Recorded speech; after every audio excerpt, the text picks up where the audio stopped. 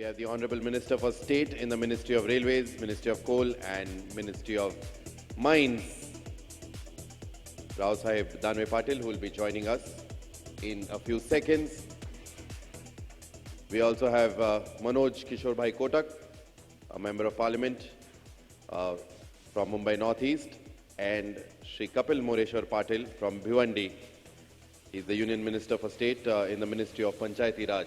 ये तीनों यहाँ पर आए हैं, and they will be joining us on stage and addressing this crowd.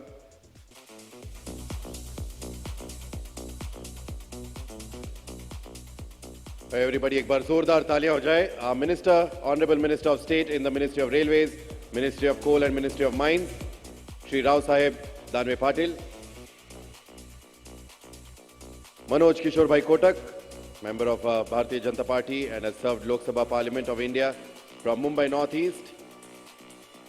And Union Minister of State in the Ministry of Panchayati Raj, Shri Kapil Moreshwar Ji Patil from Bhiwandi in Maharashtra. May I request Mr. Rahil Sheikh to please come and take over.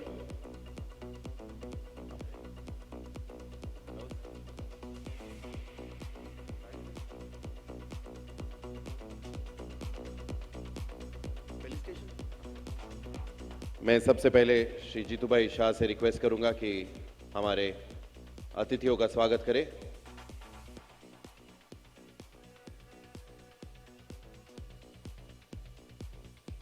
Let's have a round of applause everybody. तालियां नहीं बज रही है everyone. Come on, जोरदार तालियां हो जाए.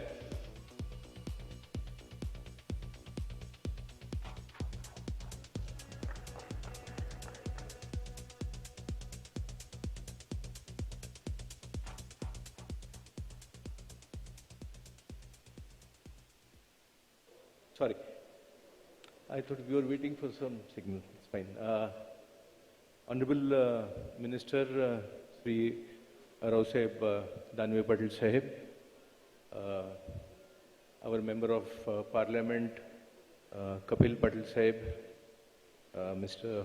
Manoj Kotak Ji, JK Group के head Shah Sahib, and सब डिग्नेटरीज आज और डेलीगेट्स जो sugar industry trading organisations government body से यहाँ पर पधारे हैं, सबका स्वागत है. सर, ये 2 दिन की जो कॉन्फ्रेंस है जेके ग्रुप और चीनी मंडी ने ये ऑर्गेनाइज करी है बहुत सक्सेसफुल तरीके से. ये चौथी बार है कि वो ये ऑर्गेनाइज कर रहे हैं. पहले 2 प्रोग्राम्स उनके बम्बई में हुए थे और 2 प्रोग्राम, ये सेकंड प्रोग्राम अभी दिल्ली में हो रहा है. ये कोशिश है कि पूरे शुगर इंडस्ट्री के जितने स्टेक होल्डर्स हैं उनको एक प्लेटफॉर्म पर हम लेके आए ताकि शुगर इंडस्ट्री से जुड़ी हुई जो कुछ इश्यूज है, जो कुछ पोटेंशियल है इंडस्ट्री में, जो कुछ वैल्यूड एडिशन हो रहा है इस इंडस्ट्री में, इसके बारे में विस्तृत तरीके से चर्चा हो, इंफॉर्मेशन की एक्सचेंज हो. और पिछले 3 इनिशिएटिव्स के बाद ये बहुत अच्छी तरह से प्रोग्राम आगे चल रहा है. अभी पिछले 2 दिनों में काफ़ी कुछ इश्यूज पर चर्चा हुई है. शुगर के इंटरनेशनल मार्केट की स्टेटस यहाँ पर डिस्कस हो गई है. इंडिया का रोल कैसे रहा है पिछले 5 साल में. इस साल तो हालांकि हमने एक्सपोर्ट करने से मना कर दिया था. हालांकि ज़रूरी था मना करना या नहीं, ये बड़ी डिबेट की बात है. हम तो इंडस्ट्री से ये चाहते हैं कि we should be a consistent exporter. जो मिल्स पैदा करती है शुगर, उसमें से कम 13 to 15% का एक्सपोर्ट एक फ्री एक्सपोर्ट के तहत अलाउ करना चाहिए.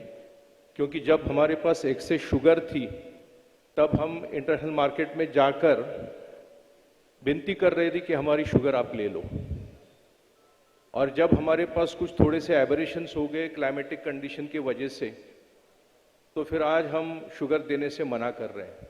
तो पिछले 5 साल में जो कुछ क्रेडिबिलिटी एक इंडिया की बिल्डअप हो गई थी इंटरनेशनल मार्केट्स में, वो शायद हमने इस साल खो दी है.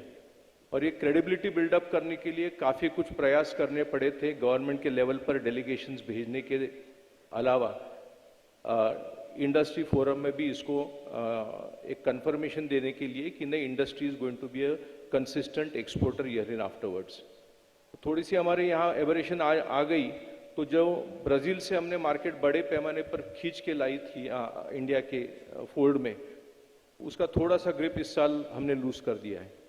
तो एक पॉलिसी के तौर पर ये कल 2 दिन में हमने देखा कि अगर इंडिया को इंटरनेशनल क्रेडिबिलिटी अपनी मेंटेन करनी है, तो इसके बावजूद हमारे यहाँ क्या एबरेशंस होते हैं, हमको कंसिस्टेंट एक्सपोर्टर बनना चाहिए, ना कि हमारे डिमांड सप्लाई के सिनारियो के बेसिस पर, बट एक इंटरनेशनल मार्केट में इंडिया ब्राज़ील के साथ उतना ही स्ट्रांगली खड़ा है अपना प्रेजेंस इंटरनेशनल मार्केट में दिखाने के लिए। तो ये एक इम्पॉर्टेंट बात कल से डिस्कस हो गई है।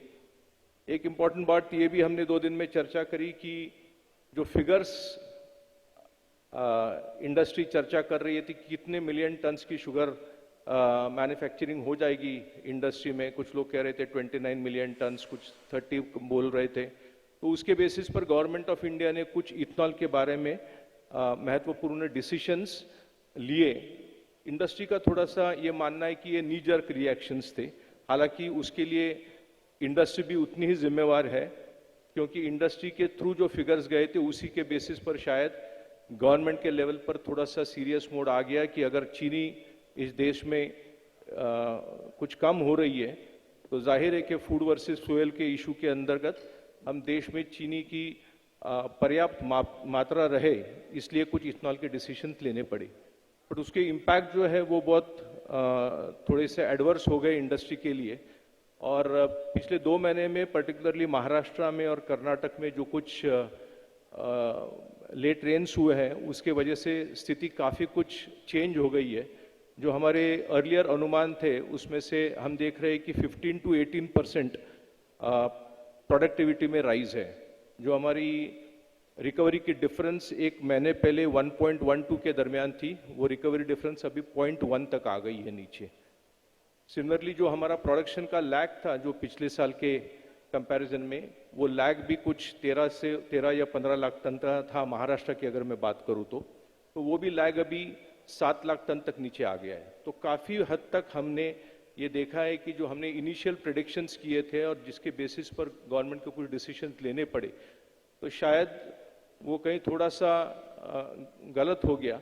और इसके लिए जो गवर्नमेंट डिसीजंस लिए हैं उसको मद्देनजर रखते हुए और आज के डेट में जो कुछ फ्रेश फिगर्स हमारे पास आ रहे हैं, तो उसके बेसिस पर गवर्नमेंट ने इथनॉल के बारे में जो कुछ डिसीजंस लिए 7 दिसंबर को और 15 दिसंबर को, तो उसमें कुछ पार्शियल रिलीफ आना बहुत ज़रूरी है। मोर पर्टिकुलरली बी हेवी मोलासिस का जो टोटल बैन किया है उसके बारे में थोड़ा सा रिकंसिडरेशन होना चाहिए, क्योंकि आज के डेट में अगर हम देखते हैं तो कम से कम हम महाराष्ट्र की अकेले की बात करते हैं तो 750-800 करोड़ का material in terms of rectified spirit, ENA और मोलासिस जो बी हेवी मोलासिस से डिराइव हुआ है, वो वैसे के वैसे मिल के पास पड़ा हुआ है। उसका ना हम पोर्टेबल लिकर के लिए कुछ यूज़ कर सकते हैं, ना उसकी वापस चीनी बन सकती है, तो ये सब नेशनल वेस्ट हो जाएगा। और उसके वजह से प्रॉब्लम ये हो रही है कि जो FRPP की पेमेंट्स है अभी फार्मर्स को देनी है, तो उस पर भी काफ़ी प्रेशर आ रहा है। तो मुझे लगता है कि थोड़ा सा इस पर गवर्नमेंट ने गौर करके ये पिछले 2 दिन के प्रोसीडिंग के बेसिस पर एक कॉम्पेंडियम होके JK ग्रुप चीनी मंडी उसको गवर्नमेंट के पास सबमिट करने वाली है, तो इसमें एक इम्पॉर्टेंट शायद रिकमेंडेशन ये भी आ जाए कि कम से कम बी हेवी मोलासिस के लिए गवर्नमेंट के बारे में कुछ रिव्यू करने की गुंजाइश बहुत अच्छी है, तो उसकी ज़रूर उन्होंने पहल करनी चाहिए गवर्नमेंट ने। और इसमें अगर रिलीफ हो जाता है तो ये जो कुछ मटेरियल यहाँ पर अटका हुआ है, जो नॉन प्रोडक्टिव हुआ है, वो मूव होके इंडस्ट्री को भी तसल्ली हो जाएगी, फार्मर्स के पेमेंट के लिए भी बहुत आसान हो जाएगा और गवर्नमेंट के पास पर्याप्त मात्रा में इथनॉल भी आ जाएगी, क्योंकि बी हेवी के मोलासिस के थ्रू ऑलरेडी एक बहुत पार्शियल कम डिफरेंस के हिसाब से शुगर भी ऑलरेडी निकल चुकी है। सिरप और जूस के बारे में शायद गवर्नमेंट के कंसर्न सही है, क्योंकि 100% उसमें से शुगर सैक्रिफाइस हो रही है, बट उसके बारे में भी थोड़ा सा अगर कुछ रिकंसिडरेशन होता है तो वो भी एक वेलकम चीज़ रहेगी इंडस्ट्री के लिए। ये इम्पॉर्टेंट चीज़ें हमने कल 2 दिन में डिस्कस करी हैं। इसके अलावा कुछ और भी इम्पॉर्टेंट चीज़ें हैं, क्योंकि ये रीजनल एबरेशंस, ये सीजनल एबरेशंस लार्जली हम देखते हैं तो यूपी में नहीं हो रही, ये मेजरली कर्नाटक और नॉर्थ महाराष्ट्र में हो रहे हैं। तो ये इसलिए हो रहा है क्योंकि हमारे यहाँ 100% केन जो है वो इरिगेटेड ट्रैक्ट में है। अगर हमारे यहाँ बारिश होती है, हमारे डैम्स में अगर पानी आ जाता है, तो ही हम शुगर केन क्रॉप को सस्टेन कर सकते हैं। और ये अगर सीजनल एबरेशंस और क्लाइमेटिक एबरेशंस की वजह से क्रॉप अगर प्रॉब्लम में है, तो फिर उसके लिए कुछ रिस्क मिटिगेशन फैक्टर्स हम ला सकते हैं क्या? तो उसमें से एक वाटरशेड मैनेजमेंट का एक इम्पॉर्टेंट इशू है जो इंडस्ट्री को हैंडल करना पड़ेगा, लेकिन जिसके लिए पॉलिसी के तौर पर गवर्नमेंट से भी काफ़ी कुछ सपोर्ट की ज़रूरत रहेगी। तो एक वाटरशेड मैनेजमेंट है, और हम शुगर केन क्रॉप के लिए अगर एरिया एक्सपांशन ज़्यादा होने वाला नहीं है, तो कम से कम वर्टिकल ग्रोथ प्रोडक्टिविटी की कैसे हो सकती है, क्योंकि हमने कल जेके ग्रुप ने बहुत एक अच्छी इनिशिएटिव ली है। They have instituted the sugar and ethanol international awards. तो अक्रॉस सेक्टर्स ऑफ शुगर कुछ अच्छे उन्होंने अवार्ड्स रिकॉग्नाइज करके, दी फेमस स्टार भाग्यश्री जी वो यहाँ पर थी, उनके हाथों ये सब डिस्ट्रीब्यूशन हो गए। तो उसमें 2 फार्मर्स को भी अवार्ड दिए गए। तो उसमें से एक महाराष्ट्र के फार्मर थे, एक यूपी के फार्मर थे, कि जिन्होंने productivity as high as 275 tonne प्रति हेक्टर यहाँ तक अचीव करी है, और वो उनको ये अवार्ड मिला है। तो अगर एक सिंगल फार्मर ये 275 तक कर सकता है, और आज अगर हमारा average productivity 80 tonne per hectare तक है या 85 टन तक है, तो अगर एरिया एक्सपांड होने वाला नहीं है और हमको अगर रॉ मटेरियल इंश्योर करना है, तो ऑब्वियसली अगर हम ये 80-85 टन पर हेक्टर का एक नॉर्मल कोर्स में 125 टू 150 टन पर हेक्टर तक ले जा सकते हैं with sugar factory involvement, government initiative and state government initiatives, तो मुझे लगता है काफ़ी हद तक जो रॉ मटेरियल के एबरेशन है उसको हम एड्रेस करने में काफ़ी हद तक सक्सेसफुल रहेंगे। ये सब चीज़ें आज हमारे डिस्कशन में आ गई है। ये इसका ब्रीफ सिनॉप्सिस था सर, और हम आशा करते हैं कि इनको एड्रेस करने के लिए आपकी बहुत बड़ी हेल्प हमें लगेगी, और आप ज़रूर, आप इस इंडस्ट्री में पहले से हो, महाराष्ट्र में आप इस इंडस्ट्री को बहुत अच्छी तरह से जानते हो। पिछले 2 कॉन्फ्रेंस मैंने आपको सुना है सर, आप इतनी अहम बातें करते हो शुगर इंडस्ट्री के बारे में, और बहुत ब्लंट फीलिंग्स आप रखते हो दोनों तरफ से कि इंडस्ट्री में क्या गलत हो रहा है और क्या इंडस्ट्री ने अच्छा किया है और क्या अच्छा कर सकती है। तो आपके व्यू पॉइंट्स, आपका माइंडसेट हम सबको पता है। मुझे ये आशा है सर कि आपके हेल्प के थ्रू हम गवर्नमेंट के पास ये सब चीज़ें जरूर पहुंचाने के लिए सक्सेसफुल रहेंगे, और हम आशा करते हैं कि गवर्नमेंट से जल्दी इस पर कुछ अच्छे सॉल्यूशंस निकलेंगे। Thank you so much. Dhanyawad, sir. And with that, I'd like to invite our Honorable Minister of State in the Ministry of Railways, Ministry of Coal and Ministry of Mines, Shri Rao Sahib Danve Patil, to please come and address this August gathering here at the Sugar and Ethanol India Conference 2024.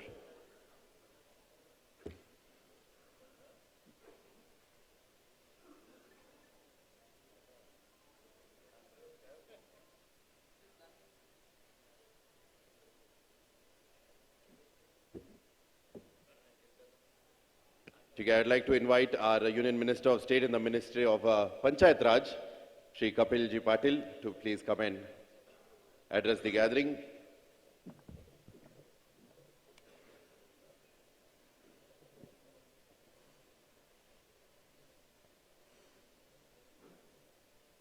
Sugar और ethanol conference में उपस्थित हमारे सभी के मार्गदर्शक, rail राज्य मंत्री आदरणीय राव साहब दानवे जी, लोकसभा में हमारे साथी मुंबई से member of parliament Manoj Kotak ji, Jitu bhai Shah, उप्पल जी, हेमंत जी, हुसैन जी, चीनी मंडी के सारे इस कॉन्फ्रेंस में उपस्थित सभी साथीगण, उपस्थित भाइयों और बहनों, सबसे पहले तो आपको इस तीसरी कॉन्फ्रेंस के लिए मैं शुभकामनाएं देता हूं। वैसा मेरा दूर दूर तक कोई शुगर से संबंध नहीं है, लेकिन फिर भी दूसरी बार मैं कॉन्फ्रेंस में आया हूं। पहली बार मैं बिन बुलाया था, कि मुझे किसी ने बुलाया नहीं था, दानवे साहब को आना था, उनको कुछ काम पड़ा, उन्होंने मुझे भेज दिया। आज मनोज भाई और मैं, हम दोनों पकड़ के लाए हुए मेहमान। मैं मेरे काम से कहीं जा रहा था, दानवे साहब बोले चलो तुमको कहीं लेके चलते हैं। बोला कहा? तो मुझे ध्यान में आ गया, बोला वो शुगर वालों का प्रोग्राम नहीं है? बोला हाँ वहीं पे जाना है। तो आप लोगों से रिश्ता बनते जा रहा है कि शुगर में मिठास होती है, ऐसे ही मिठास वाला रिश्ता आप लोगों से बनते जा रहा है, ऐसा मैं कहूंगा तो गलत नहीं होगा। यहाँ पे जो भी समस्याएं बताई दानवे साहब अच्छी तरह से उसके ऊपर बात करेंगे, लेकिन सरकार का एक अंग होने के कारण मुझे भी थोड़ी सी हमेशा एक बात मन में आती है कि जब भी शुगर वाले के प्रोग्राम में आते हैं तो कड़वाहट वाला ही काम क्यों, बातें क्यों होती है? शुगर के प्रोग्राम में तो मिठास वाली बातें होनी चाहिए। जो समस्या रहेगी सरकार की तरफ से अगर कुछ डिसीजन लिया गया है तो निश्चित तौर पर उसमें सभी के भले का कुछ सोचा होगा, ऐसा मुझे लगता है।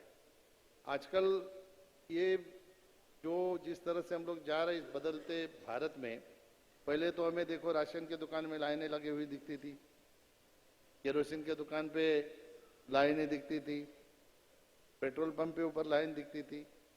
अभी विकसित भारत की तरफ हम लोग बढ़ रहे हैं और विकसित भारत की तरफ बढ़ने वाले भारत की राष्ट्रीय स्तर पर नहीं, नेशनल इंटरनेशनल स्तर पर भारत के विकास के बारे में जब चर्चा होती है तो निश्चित तौर पर हमारे लोगों का भी उसमें निश्चित तौर पर सोचा गया होगा कि प्रधानमंत्री चाहते हैं 2047 में हमारा देश विकसित देश बने, तो आप लोगों को भी पीछे हमारे प्रधानमंत्री जी नहीं छोड़ेंगे। आप लोगों को भी साथ में लेके हमारा देश विकसित भारत की तरफ निश्चित तौर पर जाएगा, ऐसा मुझे विश्वास है। मैं भी शाह जी से पूछ रहा था इस शक्कर से ज्यादा इथेनॉल की प्राइस होती है क्या, क्योंकि आजकल बाय प्रोडक्ट को ज्यादा डिमांड आती है ना।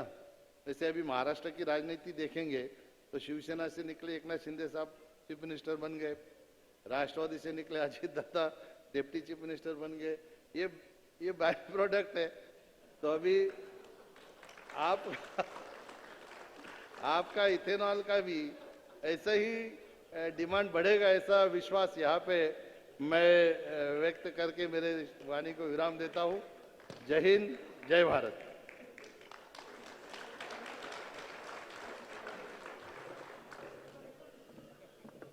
और अब मैं हमारे माननीय मंत्री श्री दानवे पाटिल सर को बुलाना चाहूंगा कि आके हम सभी से यहां पर बात करें। Let's have a round of applause everybody. थोड़ी तालियां हो जाए। Let's get the energy higher.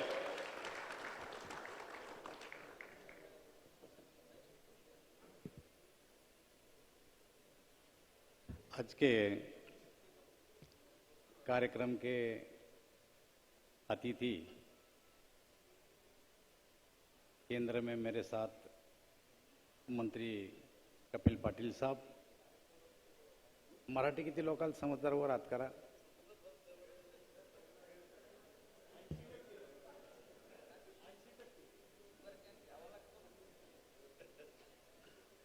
लोकसभेतील माझे सहकारी खासदार मनोज कोटक, जीतूभाई शाह, उपल जी, हमारे मित्र हुसैन और हेमंत जी, और इस परिषद में उपस्थित सभी प्रतिनिधि बंधु, आज ये आपका तीसरा साल है और 2 बार मैं भी इस कॉन्फ्रेंस में आया हूं। पिछली बार मैं नहीं आ सका तो मैंने कपिल पाटिल को रिक्वेस्ट किया था कि मैं नहीं आता, मेरा कुछ काम है तो आप जाओ। तो मेरे जगह पे पिछले साल कपिल पाटिल आए थे। हम अभी पार्लियामेंट में थे और आज हमारे लोगों के लिए छुट्टी होती है, सैटरडे संडे बोले तो हमारी छुट्टी होती है पार्लियामेंट में। हम जा रहे थे तो हुसैन का फोन आया मुझे, अरे साहब हमारी कॉन्फ्रेंस है, आपको आना चाहिए। तो हम खाना खा रहे थे तो कपिल पाटिल को मैंने बोला चलो खाना खाने के बाद कहीं तो भी जाना है अपने को। बोले कहाँ जाना है? बोला मैं नहीं बोलूँगा कहाँ जाना है। तो ऐसे ही उनको यहाँ तक मैंने लाया और आते समय में मुझे बोल रहे थे कि भैया चीनी के बारे में तो मुझे कुछ पता नहीं, क्योंकि मैं चाय में भी चीनी लेता नहीं, दूर दूर तक मेरा संबंध नहीं, तो मुझे चीनी के प्रोग्राम में क्यों जा रहे हो? तो मैंने बोला कि भाई मंत्री, एक दो मंत्री आए, जरा कॉन्फ्रेंस वालों को अच्छा लगता, चलो भारत सरकार का ध्यान है अपने तरफ, इसलिए सही तो हम दोनों आए हैं। और हमारे मनोज जी कोटक ये मुंबई से, कभी खेती में गए नहीं, लेकिन किसानों के बारे में जानकारी है उसको भी। तो कोटक साहेब, साखर आणि शेतकरी याचं फार जवळचं नातं आहे. आमच्या अडचणी यांच्यापेक्षा मोठ्या आहेत शेतकऱ्याच्या. कारण आम्ही ऊस पिकवतो, ही एक सायकल आहे. दर 3 वर्षाला साखरेचा धंदा कधी फायद्यात येतो, कधी अडचणीत येतो. आणि त्याच्यामुळं कधी भाव वाढतात, कमी होतात. परंतु साखरेचं चक्र असं आहे की ऊसाचे भाव काय असावं हे सरकार ठरवतं, परंतु साखरेचे भाव मात्र नक्की ठरलेले नाही. काहीतरी साखरेचे भाव कधी खाली कधी वर, डिमांड अँड सप्लाय याच्यावर साखरेचे भाव अवलंबून असतात. आणि या बऱ्याच अंशी सरकारच्या धोरणावर सुद्धा अवलंबून असतात. आणि तुमची सगळ्यांची अपेक्षा अशी, कारण तुम्ही सगळे व्यावसायिक आहे, की साखरेच्या किमती या जर तुम्ही एक्सपोर्ट केले तर किमती जास्त राहत असतात. परंतु या देशाचे प्रधानमंत्री, याच्यावर आवाज कमी करावा, या देशाचे प्रधानमंत्री नरेंद्रभाई मोदी जेव्हा 2014ला या देशाचे प्रधानमंत्री झाले, त्या टायमाला सगळ्यात अगोदर या देशाला डोळ्यासमोर ठेवलं. आणि या देशातला ग्राहक कोण आहे की जो साखर खरेदी करू शकतो, या देशामध्ये गरीब कोण आहे याचा विचार जर केला तर 2011च्या जनगणनेनुसार आपल्या देशामध्ये 125 कोटी लोक आहेत. आणि त्यापैकी दारिद्र्यरेषेखाली 80 कोटी लोक आहेत. म्हणजे 80 कोटी लोकांचं हित सुद्धा पाहिलं गेलं पाहिजे. यासाठी केवळ साखर नाही तर साऱ्याच वस्तूचे भाव नियंत्रित ठेवण्याची कोशिश या देशाच्या प्रधानमंत्र्यांनी केलेली आहे. आणि त्याच्यामुळं या वर्षीचं चित्र जर आपण बघितलं तर सुरुवातीला साखर आता 37 रुपये क्विंटलपर्यंत मला असं वाटतं गेली होती. पण साखरेचे भाव खाली होणं वर होणं जसे डिमांड आणि सप्लायवर अवलंबून असतात, तसे साखरेचे भाव ऑफिवर सुद्धा वाढतात आणि ऑफिवर सुद्धा कमी होऊन जातात. जर का तुमच्याकडे अफवा आली उद्या की बी हेवीचं इथेनॉल तुम्ही बनवलं आणि आता सरकारनं त्याला बंदी घातली, तरी साखरेचे भाव कमी होऊन जातात. आणि त्यामुळे सरकारचं हे धोरण आहे की ग्राहकालाही परवडलं पाहिजे. आणि जास्त भाव जर झाले तर आता आमचा जो पिरियड आहे या काळामध्ये हे भाव वाढणं होऊ देत नाही. आणि त्याच्यामुळे तुमच्या ज्या समस्या आहेत या कॉन्फरन्समध्ये तुम्ही जरूर समस्या मांडा.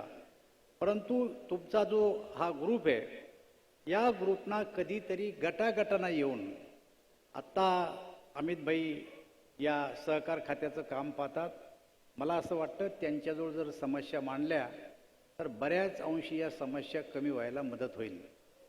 मला असं वाटतं की मी सुद्धा या साखर कारखानदाराच्या डेलिगेशनमध्ये अमितभाई सोबत गेलो होतो. आणि कधी कधी अशा काळात आणि आणखी पुढच्या वर्षी FRP पेक्षा सुद्धा साखर कारखानदाराला पैसे जास्त द्यावं लागतात आणि ऊस खरेदी करावा लागतो. पण मागचा काळ आपल्याला सगळ्याला माहिती आहे की ज्या साखर कारखानदारांनी FRP पेक्षा जास्त पैसे दिले आणि ऊस खरेदी केला, त्या साखर कारखानदाराला ते वरचे पैसे हे इन्कम समजलं गेलं. आणि गेले अनेक वर्ष सरकार आणि कारखानदारामध्ये संघर्ष सुरू होता. जवळचे 9 ते 10 हजार कोटी रुपये हे कारखानदार इन्कम टॅक्सच्या रूपानं इन्कम टॅक्स डिपार्टमेंटनं काढले होते. परंतु शरद पवार कृषी मंत्री असताना आमचे डेलिगेशन अनेक वेळेस त्यांच्याकडे गेले. त्यांच्याही मनातली इच्छा होती की हे पैसे साखर कारखानदारावरचा भुर्दंड हा नफा नाही आहे, पण ऊस मिळावा म्हणून आम्ही जास्त किमतीनं ऊस घेतला आणि त्याचं इन्कममध्ये धरल्यामुळं हा आमच्यावरचा भुर्दंड आहे.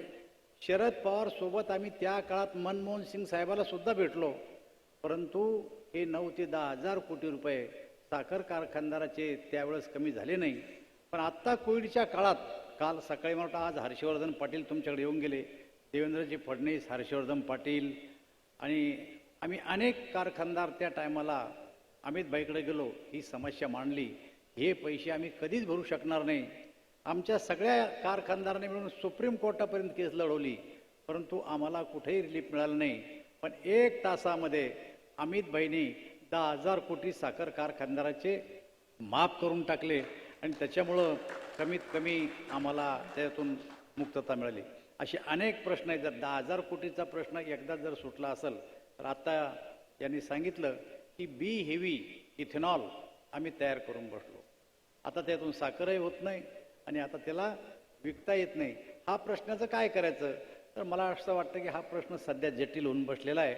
आपण सगळ्यांनी एक छोटं डेलिगेशन तयार करून जर कधी हा विषय केंद्रामध्ये केंद्रीय मंत्र्यापर्यंत जर नेला तर मी, कपिल पाटील, मनोज कोटक नक्कीच आमच्यासोबत येऊ, तुमच्यासोबत येऊ आणि याच्यामध्ये आम्ही आपल्याला मदत करू, एवढंच वचन आम्ही आपल्यातर्फे देतो. आपलं सगळ्यांचं मत आहे की एक्सपोर्ट हा फ्री केला पाहिजे, परंतु केवळ एक्सपोर्ट फ्री करून चालणार नाही, तर त्याच्यामध्ये भाव वाढणार नाही याची सुद्धा सरकारला काळजी घ्यावी लागते.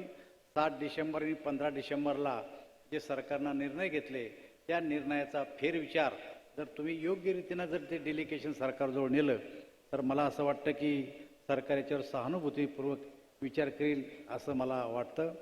आता ही तिसरं वर्ष आहे तुमचं. मी दरवेळेस पाहतो की देशातले अनेक मोठमोठाले या क्षेत्रामध्ये काम करणारे विचारवंत या ठिकाणी येतात आणि मार्गदर्शन करतात. तर त्यांनी अनेक विषयाला या ठिकाणी हात घातला असेल आणि विषय सोडवण्याच्या दृष्टीनं प्रयत्न पुढच्या काळात करण्यासाठी आपण पुढाकार घ्यावा अशी विनंती करतो आणि माझे 2 शब्द संपवतो.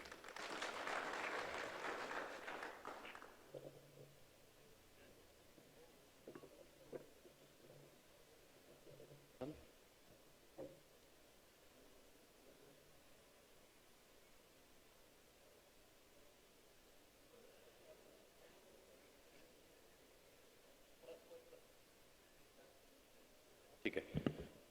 Thank you very much. धन्यवाद सर. एकदा जोरदार टाळ्या for the entire ministry that we have on stage.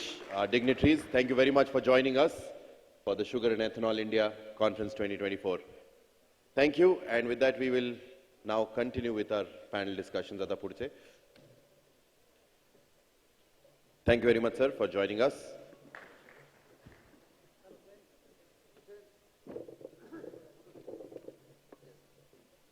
A quick group photo.